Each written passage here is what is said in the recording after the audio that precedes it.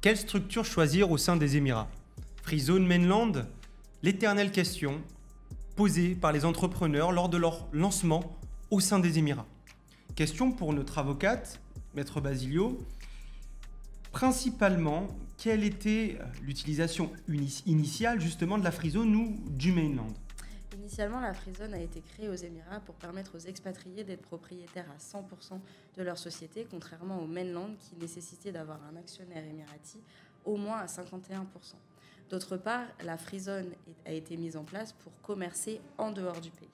Maintenant, l'utilisation de la Free Zone a totalement changé puisqu'il est tout à fait possible que ce soit en Mainland ou en Free Zone d'être propriétaire de sa société à 100%, sauf certaines activités bien particulières, et de commercer au sein des Émirats. Ok, très clair. Donc aujourd'hui, aussi, il y a l'aspect un peu géographique, si je ne me trompe pas. C'est-à-dire que ma free zone, je suis obligé de rester dans une free zone.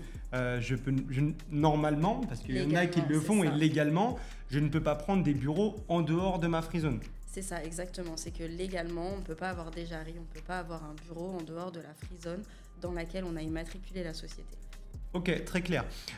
Effectivement, parce que lorsque je renouvelle mon mainland, normalement, je dois donner mon EJARI, j'ai 5% que je dois payer. Donc, faire ça, c'est esquiver un peu cette taxe-là. Donc, je pense que au niveau du tribunal, c'est très dangereux de se lancer dans ça. C'est ça. Il y a certains business centers qui vont proposer des conventions de prestation de services qui sont indirectement des tenancy contracts, mais ça ne sera pas considéré comme un EJARI à proprement parler et donc comme des bureaux attachés à la société qui a été créée en mainland. Ok, très bien. Donc, si on résume assez rapidement, free zone, une zone, je peux commercer à l'intérieur ou à l'extérieur. Mainland, je peux faire ce que je veux.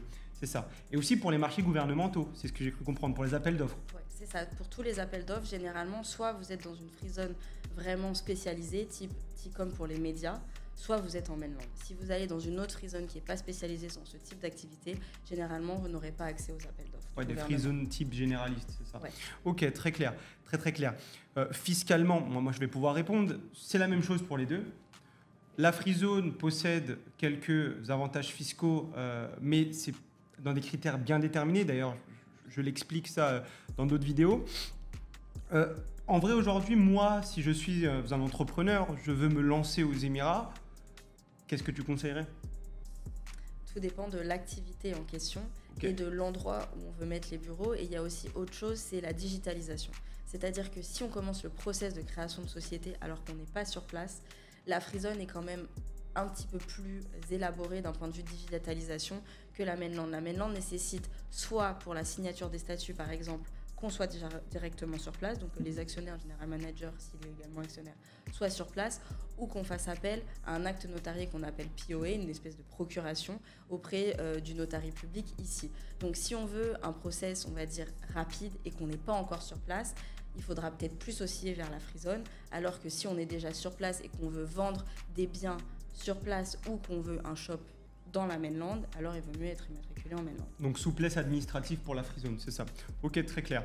Donc en vrai, les critères à retenir aujourd'hui pour tout entrepreneur, c'est fiscalement, c'est la même chose, une free zone ou un mainland, à part si vous êtes sur une activité déclarée pour être en free zone.